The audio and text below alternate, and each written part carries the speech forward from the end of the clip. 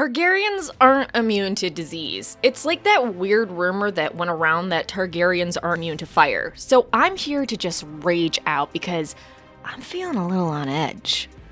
And I'm gonna make that your problem. Unless you click off the video, then I guess it's no longer your problem. You got me there. Warning, spoilers for the fate of Targaryens in the books and or World of Ice and Fire in general. Not sure I needed this warning, but here it is. Also, I know most of you know that Targaryens aren't immune to disease, but we still need to talk about this because I get way too many messages, and at this point, I'm just like one step away from a nervous breakdown, so, let's go. Let's be clear, I'm not talking mental diseases. We know those crazy motherfuckers have some severe mental illness going on. Don't even try to argue with me on this one. But Targaryens are definitely not immune to disease of the non-mental health variety, despite what Dany tells Barristan. I am the blood of the dragon. Have you ever seen a dragon with the flux? Which, of course, she got this stupid idea from her brother. After she says the blood of the dragon bit to Barristan, she thinks, Viserys has often claimed that Targaryens were untroubled by pestilence that afflicted the common men, and so far as she could tell, it was true. She could remember being cold and hungry and afraid, but never sick. So are Targaryens really immune to disease? No. They're not, but I'll give you proof and explanation. But first, let's talk about Daenerys' own claim and her thoughts. It is difficult to trust anything Viserys says. Most of his family was killed when he was around 7 years old. So how much information or history did he have about his family? How much did he remember, and how much would those he stayed with tell him? Viserys also has an overblown ego about his family and himself, which isn't at all helped by the fact he had to beg to survive. That will twist someone very easily. That bruised and beaten ego likely caused him to build his family up even more in his head and to his sister Dany. So anything Viserys says has to be met with a lot of scrutiny. But what about Dany's thoughts? She claims to have no memory of ever being sick.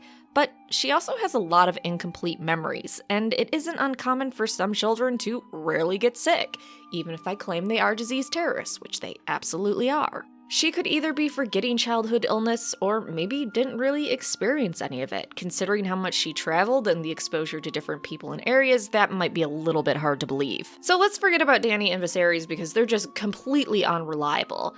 You want to know who is never, ever unreliable or biased in any way? The Maesters. The Maesters have chronicled the Targaryens extensively after they came to Westeros and kicked the other kingdom's teeth in. And guess what? The Maesters have quite a few records of Targaryens dying due to disease. Also, side note, I guess I should have said this in the beginning, I'm obviously not going to include questionable diseases that killed Targaryens. I mean, yeah, King Aenys I died of some type of sickness, but chances are his stepmom aunt was the one poisoning him. So let's talk about the Great Spring Sickness, a plague that came through the Seven Kingdoms and killed tens of thousands of people. This plague took anyone, no matter your position, no matter your blood. The disease caused the death of King Daeron II Targaryen and his 2 immediate heirs. So right there we got 3 dead Targaryens from a plague. But wait, I have more. Targaryens have had the pox. That's a disease. King Maekar Targaryen, the first son, Daeron the Targaryen, died of pox. Also, just being a complete idiot. Though I do respect his drinking game. Jaehaerys I and Queen Alysanne's daughter died of winter chill, and another one of their daughters died of grayscale, and really a lot of their kids died. Though, let's back up to the kid dying of winter chill. This did actually shock King Jaehaerys I Targaryen and Queen Alysanne when it happened. A maester records, For Jaehaerys and Alysanne, however, the death of their beloved daughter must have seemed especially cruel, for it struck at the very heart of the doctrine of exceptionalism. Prince Daenerys had been Targaryen on both sides, with the blood of old Valyria running pure through her veins, and those of Valyrian descent were not like other men. Targaryens had purple eyes and hair of gold and silver. They ruled the sky on dragons. The doctrines of the faith and the prohibitions against incest did not apply to them. They did not get sick.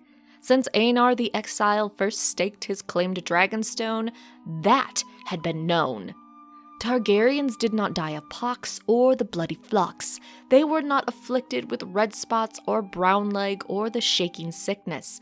They would not succumb to wormbone or clotted lung or sour gut or any of the myriad of pestilences and contagions that the gods, for reasons of their own, see fit to loose on the mortal men and women. There was fire in the blood of the dragon. It was reasoned a purifying fire that burned out all such plagues.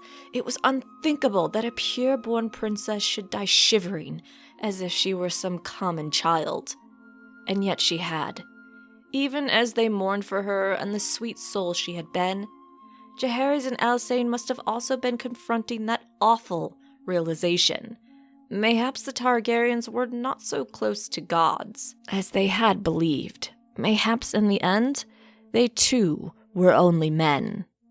So, okay, maybe Viserys wasn't the only one doing the whole writing checks thing. So we see that the Targaryens kind of believed their own hype, and there was probably reason for it. But first, I do want to mention Aegon the Unworthy, who was just riddled with diseases. Just that man was riddled with them.